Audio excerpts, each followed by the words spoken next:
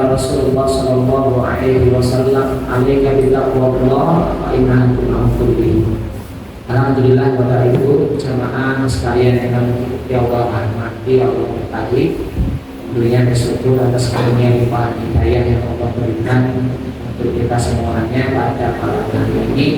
Allah kembali pertemukan kita, Allah kembali antarkan kita menuntut ilmu. Semoga ini menjadi satu keutamaan yang besar yang kita bisa nikmati nanti di hari kiamat. Nanti kita bisa menikmati di yaumil akhir. Bapak Ibu, selama Ramadan kita libur, kemudian Syawal nanti libur, ini masuk Dzulqa'dah. Ini pun butuh persiapan karena kita ini mengampungkan kita akan bertemu dengan 3 bulan haram, Dzulqa'dah, Dzulhijjah, kemudian Al-Muharram. Saya pernah menyampaikan bahwasanya kaidah di bulan haram ini fala tadlimu fihinna anfusakum. Jangan sampai kita berbuat zalim di bulan haram. Nah, kita ketemu bulan haram ini Pak. Kita sudah masuk ke Dzulqa'dah, kemudian nanti kita bertemu Dzulhijjah. Setelah Dzulhijjah kita bertemu bulan Muharram. Itu tiga-tiganya bulan haram. Jaga diri kita untuk tidak berbuat zalim, entah itu zalim kepada diri sendiri ataupun zalim kepada orang lain, baik zalim secara lisan ataupun zalim secara fisik. Maka tentunya agar bisa terjaga dari itu semuanya, perbanyak beramal soleh, perbanyak untuk sedekah, perbanyak untuk qiyamul lail, perbanyak untuk berpuasa. Itu amalan-amalan yang bisa kita lakukan. Kalau di dalam hadis disebutkan oleh Nabi Shallallahu Alaihi Wasallam, afdhalu siyami ba'da Ramadan, poso sing paling apik setelah bulan Ramadan yaitu asyamu al-ashhur, yaitu puasa pada 4 bulan Dzulqa'dah, Dzulhijjah, kemudian Ramadan. Bapak Ibu, malam hari ini kita akan membahas tentang kamar mandi. Jadi kamar mandi itu sih buatan butuh kamar mandi. Setiap muslim itu wajib gadah kamar mandi. Lama menyebutkan kamar mandi itu hukumnya wajib, ojo sampai kamar mandi numpang. Pokoknya kamar mandi buatan gadah, mau mandi mau pipis, gadah melayu neng kali. Nah itu zaman biaya.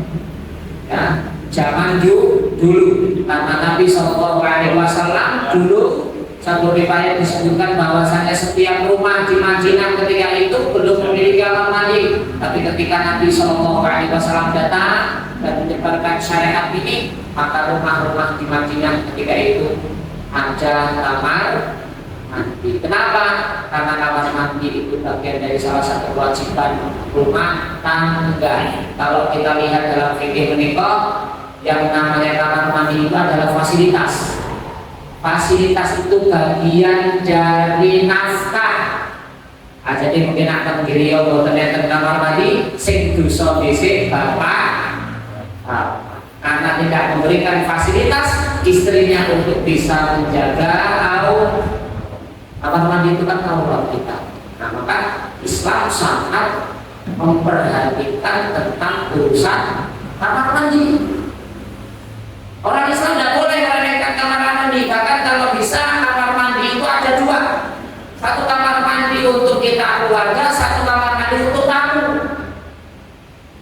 Ya, nanti kalau dalam fikih kontemporer mereka semacam itu. Ustaz mau buatan beliau buatan. Saya di rumah saya kamar mandinya 2. Satu saya taruh di depan, malah 3.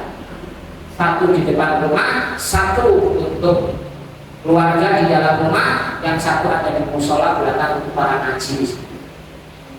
Jadi kalau ada tamu, ibu-ibu tamunya masuk ke rumah yang ada kamar mandinya sendiri, kemudian yang bapak-bapak saya ajak ke musola, jadi harus tipis dan semacam itu. Jadi kalau ada penjelasannya dari para ulama dalam fikih konten. Jadi kamar mandi sangat penting, utama. Boten afdal beliau itu nak boten enten kamar mandi, maka ada pembahasan khusus dalam kamar mandi. Kamar mandi itu masuknya nanti dalam bab thaharah, nanti urusannya dalam bab tentang kebersihan. Karena kita tidak pernah lepas dari yang namanya kamar mandi. Sehari itu bisa berlima gitu, berlima namanya lebih malahan. Bilang ya, B. Kalau misalkan kita untuk wudhu mawon sehari 5 kali misalkan, belum nanti pipisnya, orang pipisnya belum nganu, belum itu pun itu. Maka kamar mandi jangan kita lepaskan karena iso belum duwe kamar sing tetap, maksudnya kudu duwe kamar mandi sih. Misalkan omah sempit pak, isone kamar tidur, dapur, nah ini aja kamar tamu, tapi kamar mandi. Karena nak tamu orang bendino, ini oke. Tapi kalau kamar mandi, segera bisa pilih oke. Kan, Bapak Ibu jangan bahasa Arab kamar mandi itu macam-macam bahasanya pak, macam-macam. Ada yang menyebutkan dauratul miyah. Nah, ini. Ada yang menyebutkan dalam bahasa Arab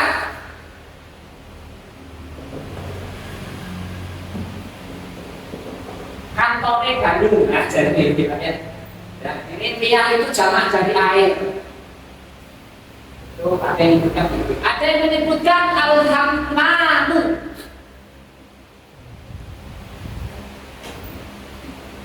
Tapi pakai tasdid ya. Kalau nggak pakai tasdid artinya sudah berubah. Nah tasdidnya dihilangi artinya merpati. Karena makanya ada Ustaz Hamam artinya merpati. Orang Arab itu biasa memberi nama anak-anaknya nama binatang-binatang yang hebat. Umar itu artinya singo. Umar, Usama itu artinya singa. Di binatang yang pernah dengar Syekh bin Baz ya, ulama Saudi Arabia, Bazul itu artinya elang. Nah, ya, ini mau dikasih nama kalbun pak, anjing gitu ya. Boleh. Tapi nama-nama orang-orang Arab itu terbiasa memberi nama-nama anak mereka sebagai binatang-binatang yang mulia, binatang-binatang yang disegani, binatang-binatang yang identik dengan pemberani, binatang yang hebat dan sebagainya. Maka di sini ada nama. Ada yang menyebutkan al-khala'u.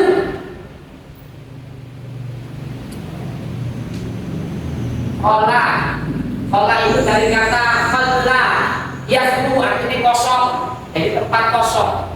Dulu waktu belum enten kamar mandi, para sahabat menika nak pipis itu cari tempat sing ora enek sapa-sapa. Tempat kosong, pipis tenggelam. Makanya bisa disebut al-khala'u. Ada yang disebut mirha, al-mirha. Nah, nanti di bahasa hadis banyak mirha, di bahasa hadis banyak. Ini bahasa modern. Ini bahasa modern. Kalau ini biasanya aman, itu untuk bahasanya orang-orang penggede, orang-orang Persia yang sudah tercampur dengan Arab, dulu nyebutnya al-hamman. Indonesia kan ya apa tadi ya? Indonesia itu berisi, kakus jamban itu kan identik kok besok, kok jamban itu jadi WC cemplung, kayak kakus, jamban, terus kemudian anak gitu. Ya nanti ada beberapa juga bahasanya. Ini biasanya nanti kalau di hadis itu biasanya ini pakainya al-khala, ini waktu nanti tentang hadis.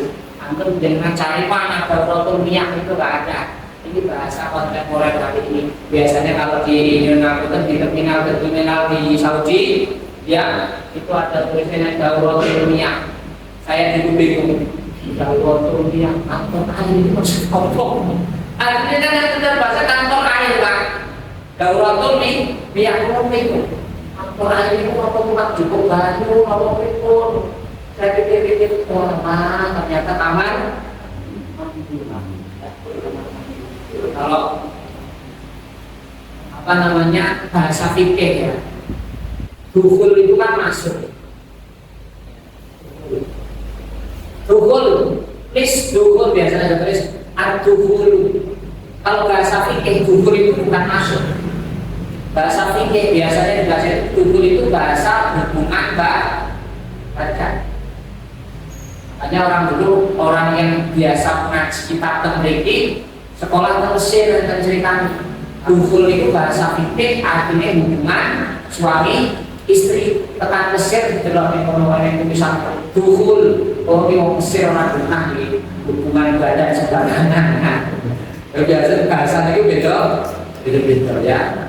Jadi kita juga mendapati semacam itu. Lalu ada apa dengan hama ya, atau dengan kamar mandi ya. Saya sebutkan satu hadis ini di dalam kitab Sunan Abi Dawud. Jadi begini, ini hadisnya sebenarnya cukup panjang. Dulu ada sahabat namanya Salman ya, namanya Salman. Didatangi orang ya, datangi orang yang Yahudi itu mati Pak. Memang dari dulu itu identik Yahudi itu mati. Sok ngetes. Jadi tahu si Yahudi ini aku mau Persia, si Salman Al-Farisi itu Persia. Itu mau Arab betul. Mau Persia. Ditanya oleh Yahudi, kata Yahudi ini nama, kata orang si Yahudi ini berkata, hal mu'allimukum nabiyukum, apakah nabi kalian itu sudah mengajari kulla syai'in, segala sesuatunya? Nabi kalian itu mengajari kamu ngurung mas ini. Yahudi kan tes ngurung deh ya ngecek Islam. Jadi Nabi terakhir mau mengajari kabeh. Lalu kata Salman Al-Farisi, beliau mengatakan ajar. Dalam riwayat yang lain disebutkan laqad 'allamakum nabiyyukum kulla syai'in. Apakah nabi kalian telah mengajarkan segala sesuatunya? Salman menjawab ajar. Iya, betul. Laqad 'allamana nabiyuna, sungguh nabi kami telah mengajarkan kulla syai'in hatta al-qiraah. Nabi kita itu ngajari kabeh sampai urusan al-qiraah. Apa itu qiraah? Qiraah itu urusan kamar mandi. Kalau kamar mandinya ini, tapi urusan sing jero kamar mandi itu namanya qiraah. Tipis. Ya pokoknya resik mandi itu disebut kabeh jenenge apa? Al-qiraah.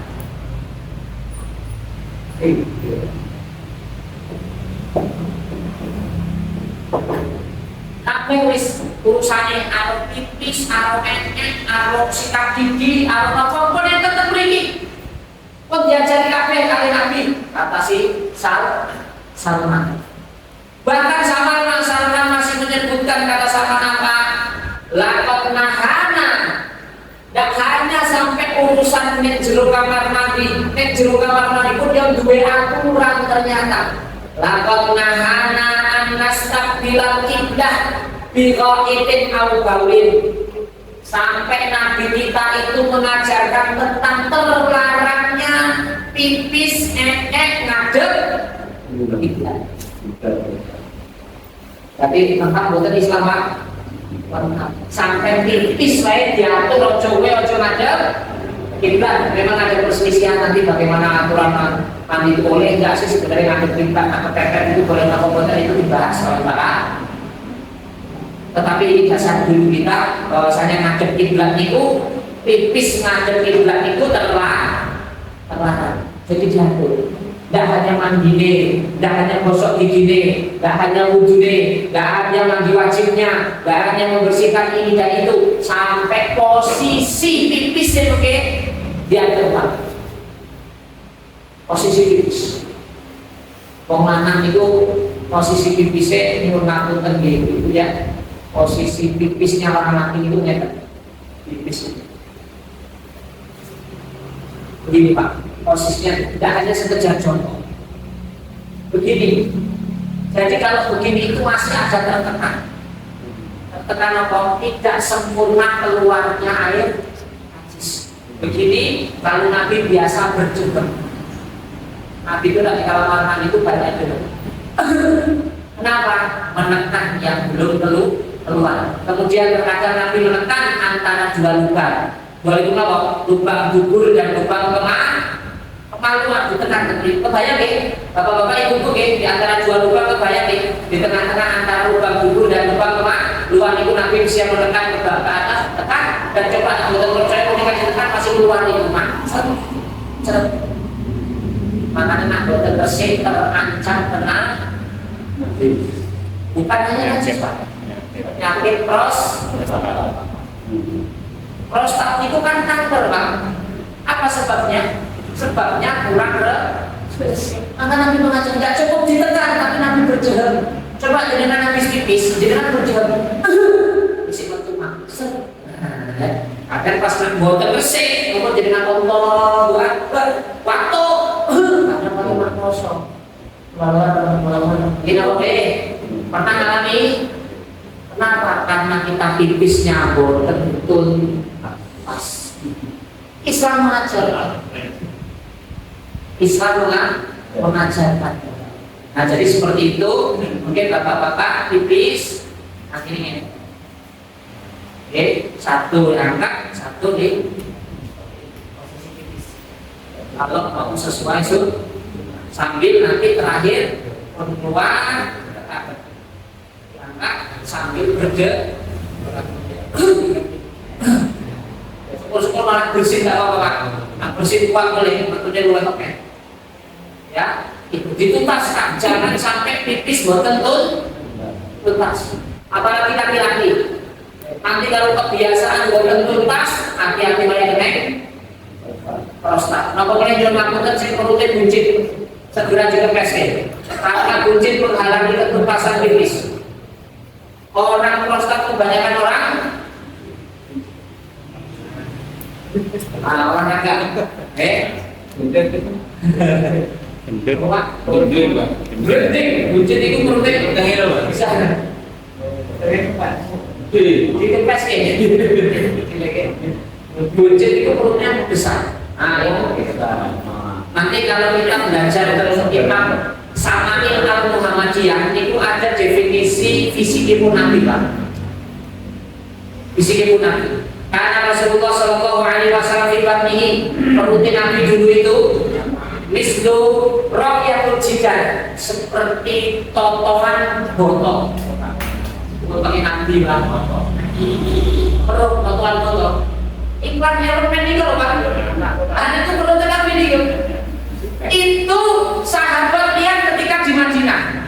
Hadis tentang fisiknya Nabi banyak dari Madinah. Artinya Nabi umur pintar di Madinah 40 dapat wahyu. Kemudian berdakwah di Makkah 13 tahun.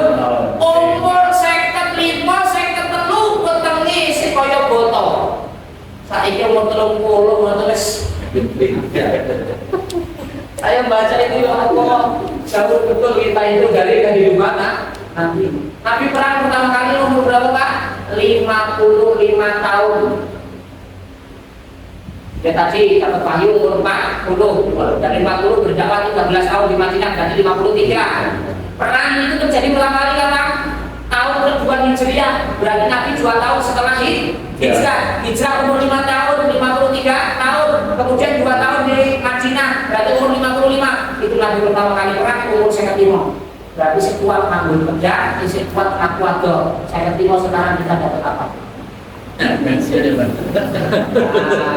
Tentara pensiun gitu. Tentara pensiun kita 52, 55 itu. Nabi malah tidak pensiun. Bisa pernah. Gimana fisiknya Nabi Masya Allah. Perlu kita ngaji kitab sama ilmu Muhammadiyah itu tentang bagaimana fisiknya Nabi itu tidak ditulis oleh Imam At-Tirmidzi. Ajak istrinya. Saya juga tahu pertama yang foto ya ada video persek di pon ya. Makanya foto itu betul betul. Kalau dia itu loh sispek kan dengan kertas iklan minuman sih. Kayak binaraga itu loh rutin abi. Juga itu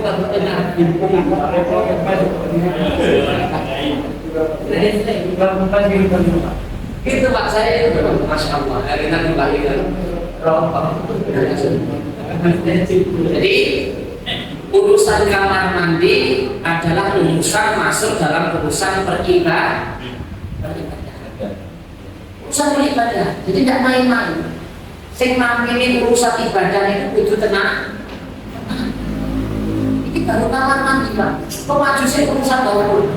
Majunya urusan kamar, majunya urusan ruang tamu, majunya urusan tonggo. Apa yang diatur belum tak bisa. Dia atur semuanya. Ya, urusan dapur berarti urusan tentang tentang makan kepiye, cara makan kepiye, nafkah makan bagaimana, urusan kamar, urusan dengan istri, keharmonisan rumah tangga, nanti urusan ruang tamu, bagaimana menyambut tamu, bagaimana menyajikan makanan untuk tamu, bagaimana senyum untuk tamu, bagaimana kalau tamu itu nginep diatur, tentu tamu halaman, berarti halaman urusannya dengan tetangga, diatur lagi. Rodo ombo meneh berarti bermasyarakat, ombo meneh bener ya terus kita mulai dari kamar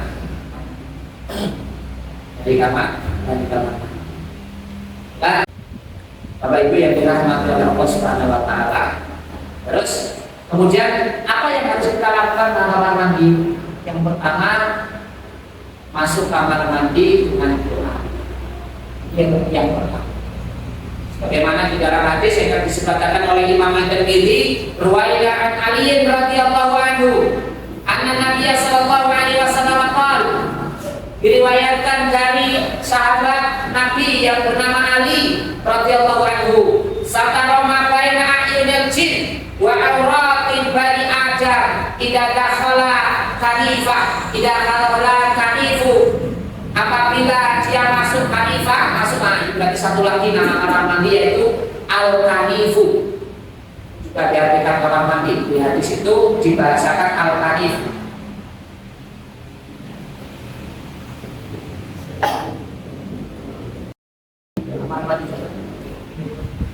Dalam hadis Tirmidzi dari sahabat Ali disebutkan, idza dakhala kanifah, apabila anak Adam masuk ke dalam kamar mandi, ayyakula bismillah, hendaklah dia membaca bismillah. Kenapa? Disebutkan oleh Nabi sallallahu alaihi wasallam, sataroma baina ainul jinni wa auratil bani adam, pembatas antara matanya setan dengan auratnya anak Adam itu adalah bacaan bismillah. Lalu kata para ulama berkomentar, wa illam dakhala biyaku basmalah bismillah, kalau dia masuk tidak membaca bismillah, maka setan mudah untuk melihat auratnya. Setan akan mudah melihat aurat. Sing setan mana seneng delok sing wong sing setan wedok seneng delok aurat wong. Dalam riwayat yang lain disebutkan bahwasanya Allahumma inni a'udzubika minal khubuthi wal khaba'ith. Pertama, riwayat yang pertama baca bismillah. Dan nanti ini mencakup, kalau ada yang tanya Ustaz bagaimana hukum membaca bismillah ketika di dalam kamar mandi mau berwudu. Seharusnya dia sudah tahu masuk kamar mandi wis maca bismillah. Jadi yang di kamar mandi naruh wudu ora usah maca.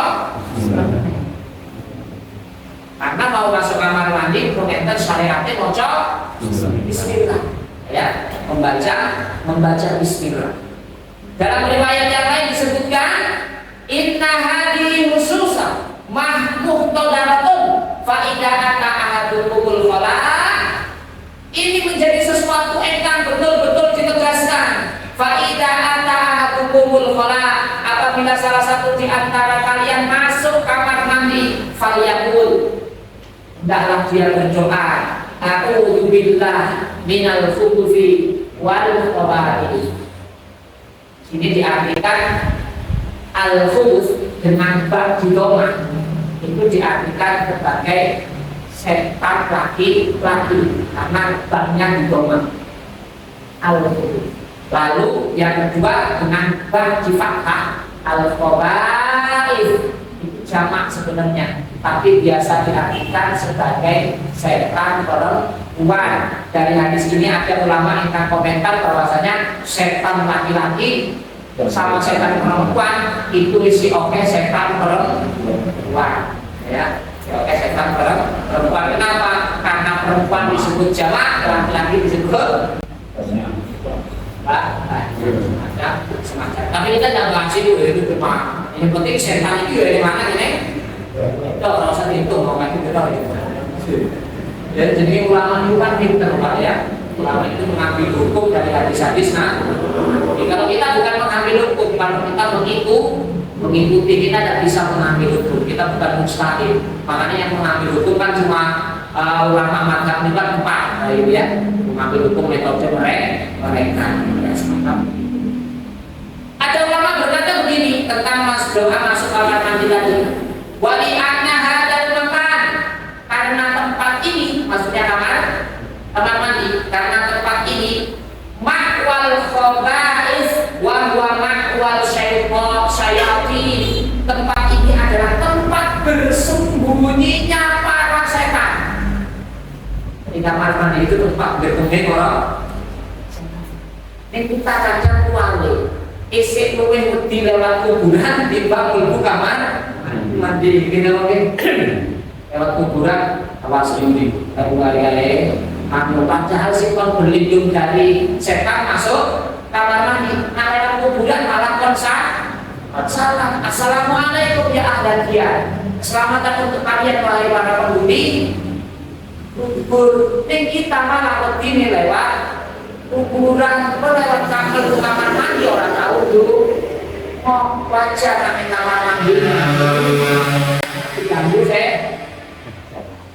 Pokoknya nak dulu jangan keluar tempat itu mau kamar mandi nak urut selain loro rampung nih kan mandi kalau waktu selain itu urut rampung urut selain loro. Kenapa? Karena banyak setan kita digoda di situ. Jadi kata saya semacam itu.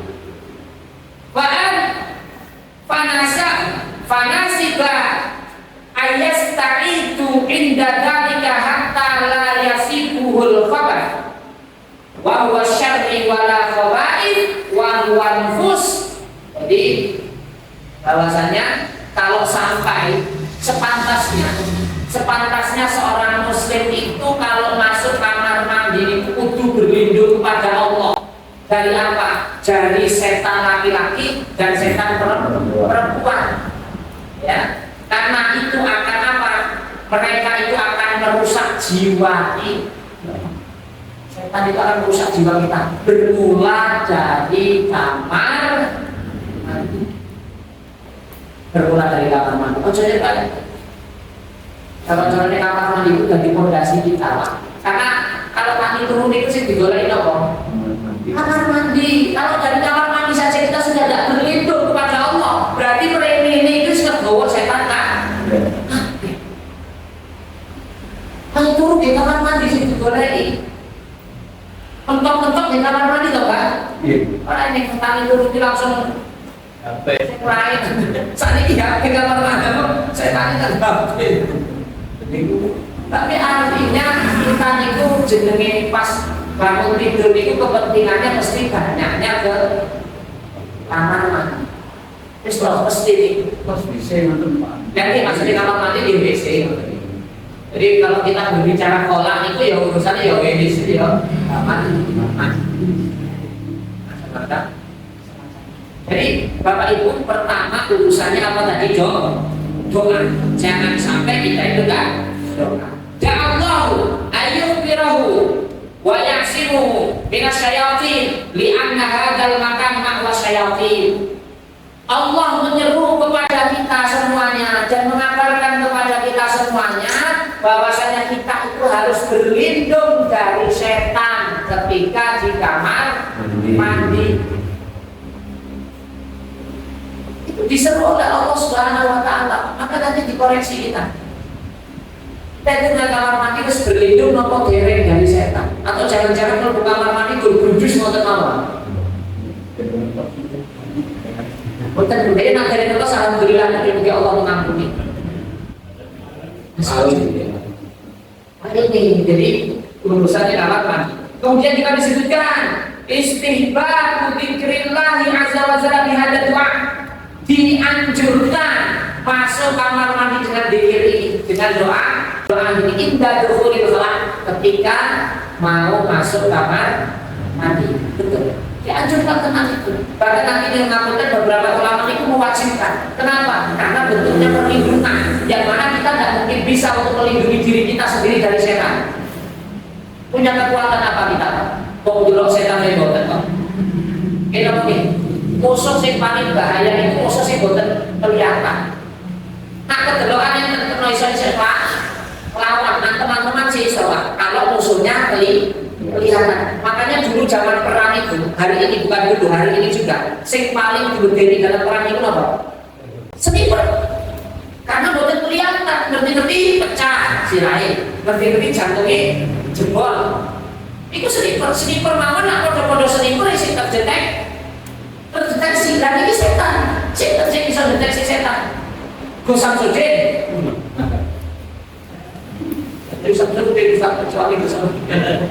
Jadi terkonek alas Purwo Pak ceritanya. Saya punya teman di alas Purwo itu namanya Gus Rafli. Podo-podo Gusi Pak. Ini sing ini bener, sing ini Gus garis lurus, sing Gus garis bengkok. Itu yang tukang mengkonter konten-kontennya salah. Gus Samsudin di penjara itu alhamdulillah saya ini berkonten. Itu bayarnya terkonek alas Purwo itu. Mulai perdalam di samping itu pinggir jalan itu kayak koroji. Ada masih ada itu videonya. Langsung pagi itu namanya Gus Rafli itu belakang itu Samsudin itu orang bukan. Besok ini wong ini lagi kantor wong. Ini bawa sok gaya-gaya. Dari konten-konten ini orang demi duit itu orang itu dia sendiri. Masih ada konten-kontennya hari ini. Samsudin bisa deteksi setan pada bisa. Kalau setan itu bisa dideteksi, maka yang paling pantas untuk mendeteksi setan itu sudah ya Rasulullah. Buktinya Nabi mau terbatas setan itu ada posisinya di mana. Kenapa kok? Mana alasan kok Nabi mau ngerti posisi setan itu di mana? Alasannya karena banyak zikir yang diajarkan oleh Allah. Sehingga saat ini apa sih Pak? Yang tidak ada zikirnya itu nopo. Karena zikir itu masuk dalam hisnul muslim, bentengnya seorang muslim. Maka Nabi dalam segala posisi, dalam segala keadaan itu ngajari doa. Kenapa? Karena kita tidak bisa tahu setan itu ada di mana, mau menggoda dengan cara apa, dan nanti. Maka yang bisa tahu tentang setan ya yang menciptakan setan, yaitu Allah. Maka pelindung kita dari setan ya cuma Allah. Cuma Allah. Tapi sendiri tidak tahu. Ada di suruh Samsudin misal deteksi orang yang bocor mungkin begitu.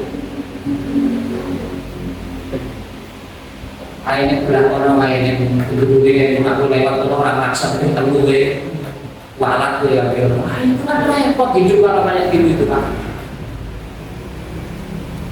Yang lewat itu butuh gini Pak, repot.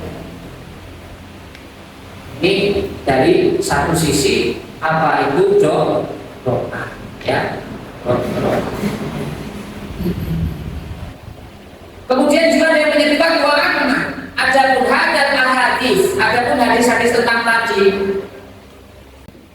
Tubayyinu ada bidukhulil khala. Hadis-hadis tadi yang menjelaskan tentang adab-adab masuk kamar mandi, waktu dan juga nanti tentang pembahasan keluar kamar mandi. Asy-syari'atu ja'at bil adabi syariah, yang mana syariat itu telah memberikan adab-adab yang sesuai dengan syariat fil ibadah dan juga dalam adab-adab urusan peribadahan. Wa fi umuri katsirin wa fi umuri katsiratin, dan juga dalam perkara-perkara yang banyak. As-shalatu wasyamu wal hajju wasadaqah, juga dalam perkara-perkara sholat bila ini ngajakin, perkara-perkara poso yang ngangge ajak, urusan kamar mandi tadi yang ngangge ajak.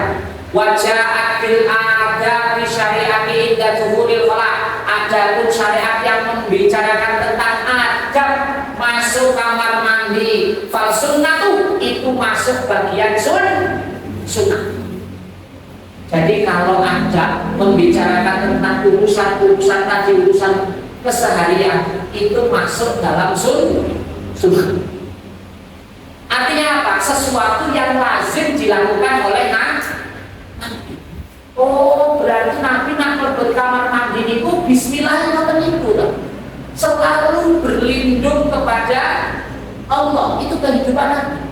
Maka sampai suatu ketika Aisyah itu ditanya kaifa hayatu Rasulullah. Ya Aisyah, seorang tabi'in bertanya kepada Aisyah, "Ya Aisyah, kaifa hayatu Rasulullah?" Bagaimana hidupnya Nabi itu piye? Aisyah menjawab, "Kana hayatu Rasul bidzikrillah." Uripe Nabi niku guru-guru dikir. Terbukti apa boten? Terbukti dari mulai masuk kamar mandi, keluar kamar mandi, dari urusan sampai bangun tidur sampai tidur kembali, dipeten doanya boten? Makanya wajar ketika Aisyah menyebutkan uripe Nabi niku guru dikir.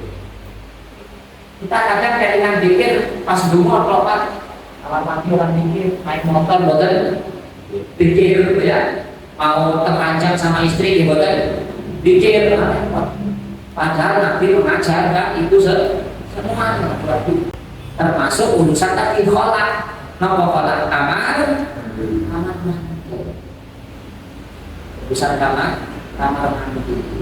Maka Bapak Ibu semuanya yang dirahmati oleh Allah Subhanahu wa taala, berarti urusan kamar mandi bukan urusan sembarangan. Bukan urusan sepele, tapi mengarahnya kepada urusan peribadahan. Itu urusan kamar mandi.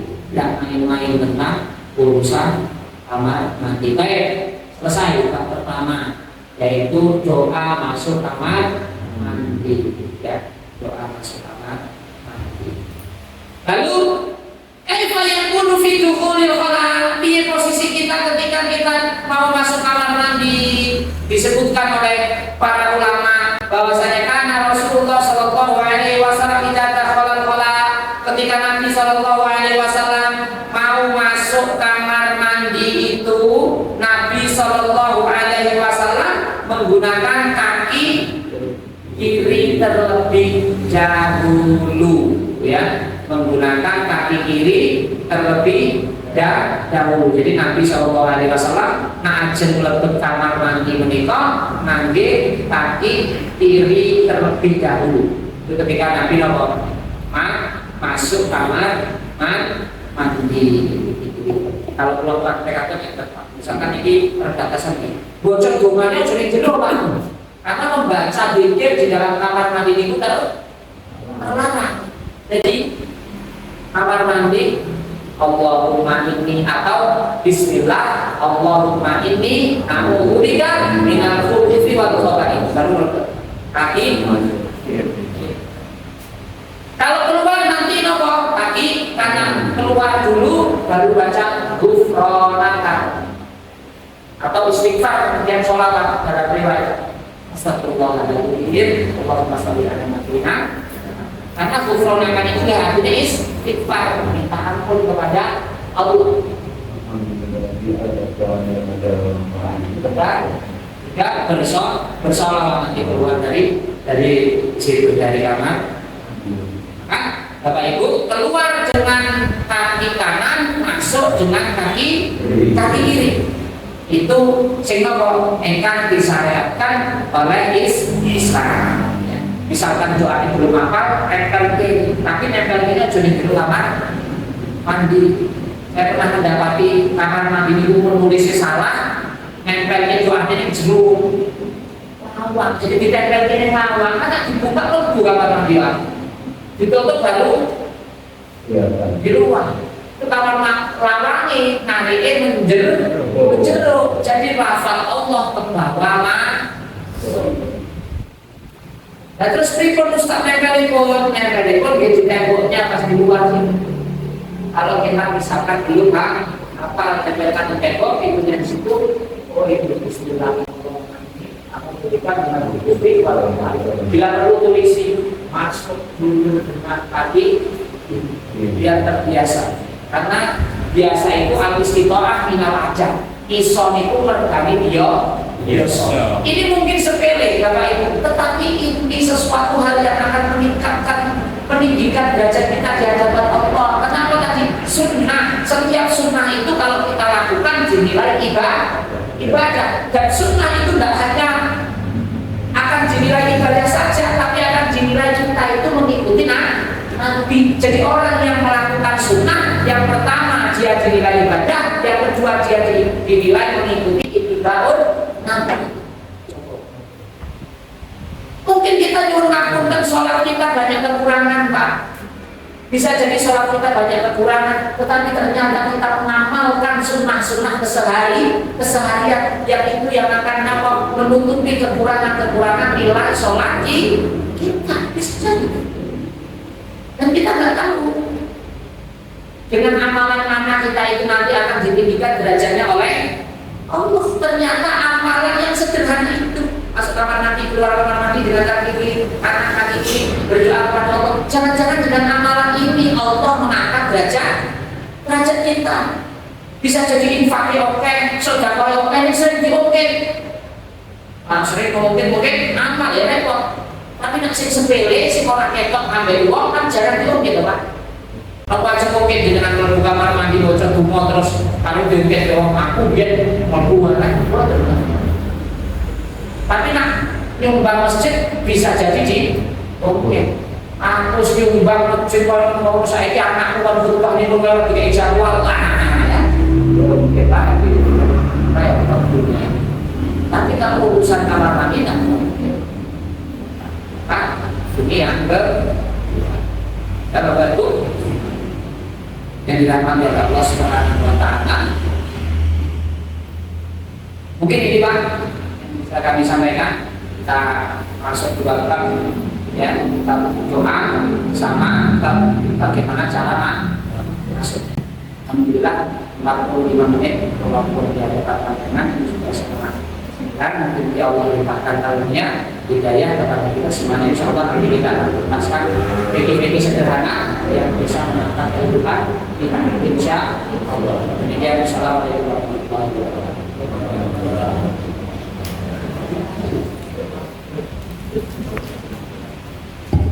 Alhamdulillah, kemudian tadi yang disampaikan oleh Ustaz Butasa tentang tata cara dan betapa pentingnya kamar mandi bagi setiap rumah. Penjelasan sekarang kan lahan semakin sempit, jadi kalau kamar mandi, WC, bahkan tempat wudhu itu menjadi sangat kecil. Ada yang berkata bahwa saya pernah dengar tidak boleh duduk di kamar mandi atau WC. Ada yang mengatakan duduk. Nah ini bagaimana penjelasan yang pertama. Yang kedua, di tempat-tempat pikis katakanlah banyak sekali tempat-tempat yang pikisnya itu berdiri. Jadi bagaimana pikis dengan berdiri itu? Ya. Terus dilanjut yang pertama, biar ada jelas. Seandainya wudhu di dalam mandi itu boleh kan? Karena saya mendengar salah satu kajian itu katanya WC dengan kamar berbeda. Dan kalau berwudhu di situ sekarang setelah wudhu itu ada doanya. Nah seandainya saya seandainya boleh berwudhu di ruang kamar mandi itu, apakah doanya di dalam itu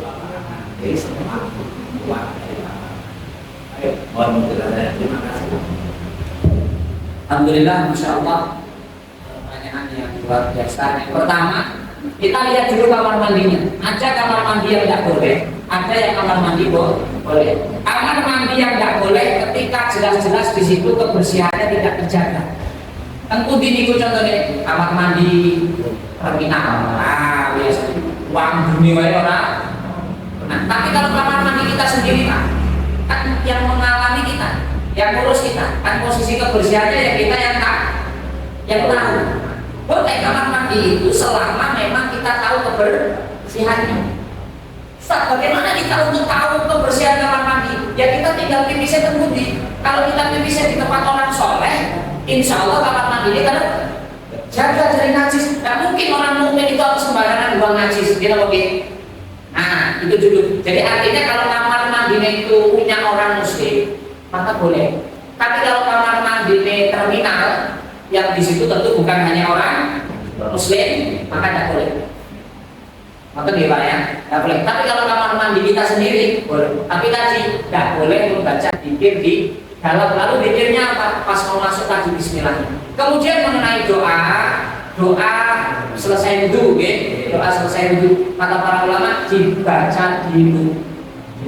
Itu tidak akan mengurangi keafdolan, malah itu lebih afdol. Kenapa? Kalau kita nyepelekin moconya jeruk, berarti kita telah menyalahi apakah Bapak di keluar dulu, lalu berdoa semacam. Padahal artinya juga sebenarnya intinya modal. Kufronaka kalau doa selesai wudhu itu kan intinya modal. Allahumma ja'alni minat tawwabina, ya Allah jadikan aku hamba-hamba yang selalu bertobat. Keluarga orang ini artinya apa? Ya minta. Sebenarnya maknanya sama. Tapi kadang kita menilai bahwasanya ingin mendapatkan sing luwih utama. Dia bukan masalah. Jadi baca di luar. Kemudian apa tadi pada dasarnya kencing dengan berdiri niku makruh. Tetapi ketika kita ada kesempatan untuk jongkok, maka tidak boleh kita harus dengan posisi jongkok. Tapi hukum dasarnya berdiri niku dimakruhkan. Tetapi pandangan sudut pandang ulama, nah eneng gunjung jongkok, kenapa kita enggak jongkok? Kecuali enggak ada. Waktu itu Dr. mungkin Allah yarham, Pak mungkin ya Pak. Kalau kajian kita dulu kajian tentang Haron itu, beliau itu cerita ngaji di salah satu masjid yang masjidnya besar. Masjid besar, kata beliau itu cerita waktu itu kita masih belajar sama dia. Masjid itu besar. Ketika beliau itu ngaji di kono bikin tipis Pak. Orang yang tempat tipis kecuali kamar mandi, tempat tipis yang tetapi tipisnya semuanya posisi berdiri. Langsung beliau lesu. Kata beliau, kalau besok nggak diganti, saya nggak mau ngisi lagi di sini.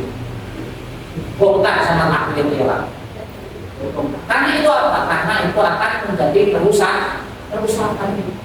Tidak ada nilai ibadah dan tidak ada nilai pendidikan di dalam. Dulu Ustaz Muhammad rektor UNS, zaman saya mahasiswa dulu, beliau termasuk rektor di salah satu fakultas ya, di UNS. Itu beliau semacam itu. Jadi kajian sama beliau itu kan dalam. Dulu ada jadwal di Yerusalem, kemudian dia jadwal di Yerusalem.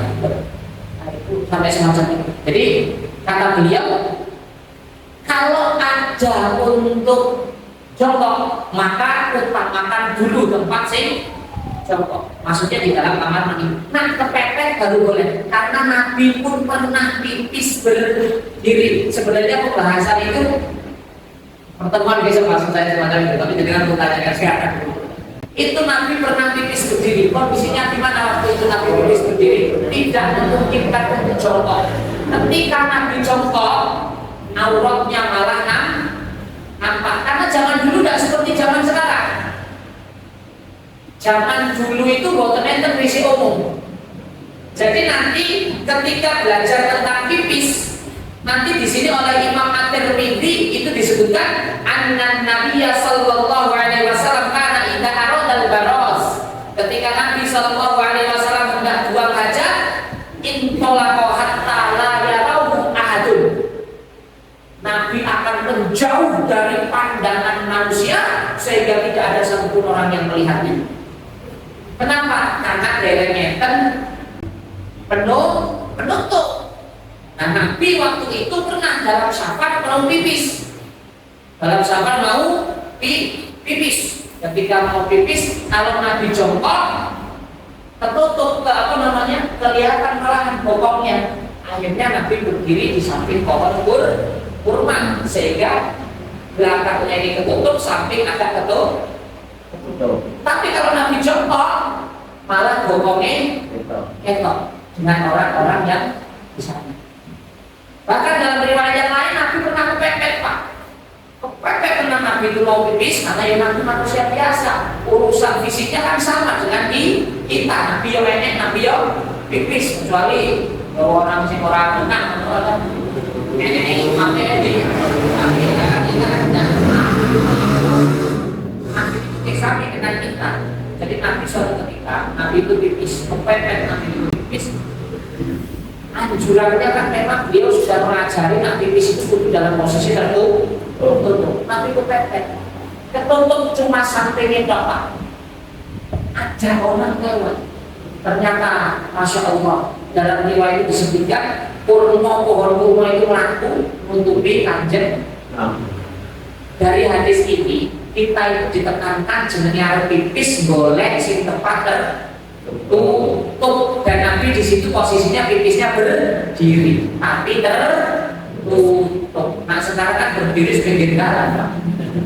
Ya, kita misalkan kepepet, Pak, misalkan kita kepepet, tetap posisi boleh berdiri boleh, tapi cari yang betul-betul tertutup. Nah, jadi boleh kalau mau pakai wallahu a'lam.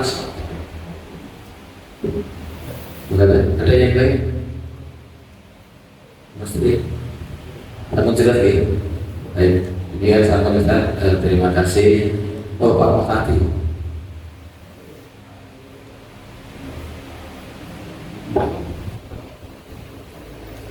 Mau tanyakan, kadang kita kalau buang air kecil kita kan kita harus menghindari percikan kali antara air kecil itu katanya ada saya pernah tanya itu untuk meringankan usap ketika itu kita untuk mengusap celana dengan air hanya bersih itu ada dalilnya.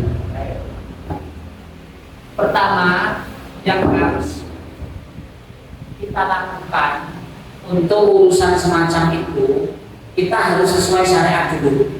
Kalau kita sudah sesuai syariat, maka makfu ketika terjadi kekurangan, apa itu makfu? Dimaafkan. Sudah kita sesuai syariat, kita masuk kamar mandi baca bismillah, kemudian kita pastikan pipis kita udah sampai nyepet. Kecuali memang yang tercepetan kita tidak tahu kan, maksudnya kan gitu. Ini makfu, Pak, dimaafkan selama kita pipisnya tadi sudah dengan pertimbangan syariat. Kecuali kalau pipis kita tidak dengan pertimbangan syariat, kita sengaja pipis malah cipratan. Nah itu kalau kecipratan kita tahu ya betul tapi kalau kita tidak tahu dan itu sudah sesuai syariat, maka misalkan betul enten sing nyiprat itu hukumnya makfu, dimaafkan.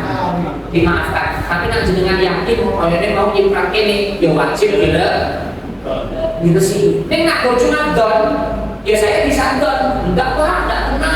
Donku penting kalau ini perasaanku ini perasaanku orang ini, kan gitu. Nah kodok-kodok. Jadi dalam Islam itu jangan kita mereka pakai sesuatu yang pasti. Salah satu sesuatu yang pasti adalah apa? Sesuai dengan syariat. Toh misalkan dengan ternyata PPC sesuai syariat, bis nanti orang nyiprat, ternyata kita tidak tahu ada yang ikrah, maka itu hukumnya makfu, dimaaf. Tidak usah karena makfu, kecuali dengan yakin. Beda antara bel dengan keyakinan. Kalau ini mau ini yakin baru itu sama. Jadi ya. Tapi kalau cuma perasaan saja itu jadi was-was setan. Kalau dengan keneng koyo terus itu tekan sholat menurut itu mau cipratan. Kalau ini mau cipratan sudah itu keneng setan. Karena setan akhirnya bukan hanya pipis yang terganggu, sampai sholat itu ngebawa boten.